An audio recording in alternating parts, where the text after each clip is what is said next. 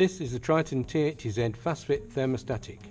In this tutorial we're going to look at changing the solenoid coil, identifying it as faulty and then replacing it.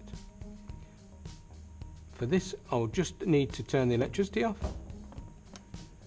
and remove the cover. I've removed all the other screws. There's normally 1, 2 and 3 screws for the cover, but for this tutorial we've just made it a little bit easier.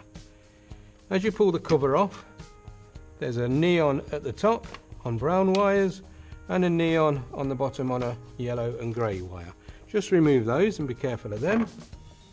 The part that we're looking at today, I'll just move that out of the way. Okay, the part we're looking at today is the solenoid coil. If the solenoid coil fails, what you will get is you will get power to the unit, but there'll be no water flowing. Okay, normally to do this we would use a multimeter, and the multimeter would be set on ohms,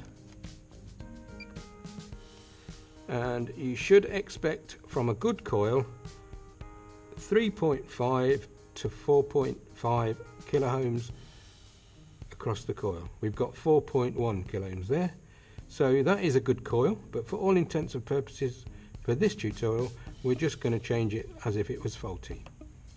If it was faulty, you'd get an open line or open circuit reading on your meter.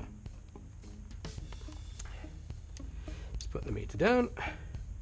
Okay, it's pretty easy to change this. We just want to remove the coil.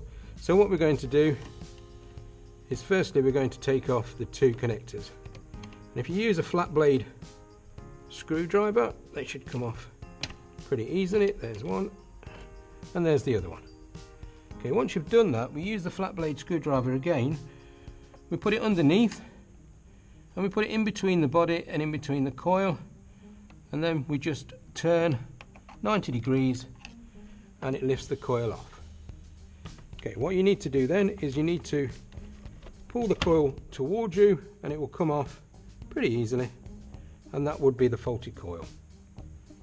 When you get the new coil, it will come attached to this body, bit like this one. This isn't the right one, but it shows you how it would come, and then all you would do is you would remove the coil from the new body. You don't really need it, so we would just put the new coil back on, making sure that it's in the same orientation as the one you take off, and then just reattach the wires like so, and that's how easy it is.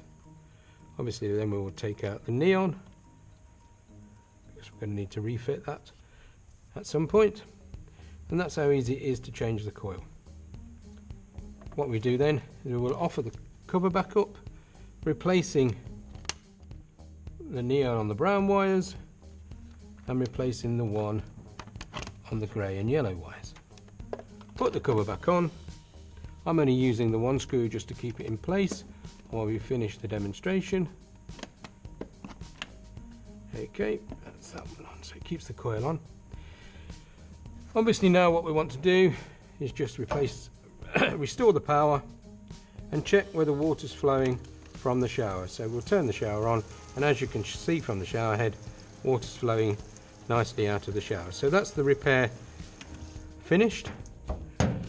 That ends the tutorial for the T80Z Fast-Fit Thermostatic Shower. If you'd like to know anything else or a bit more about the Triton T80Z Fast-Fit Thermostatic or any of the other showers in the Triton range, please go to the Triton website or to the Triton YouTube channel.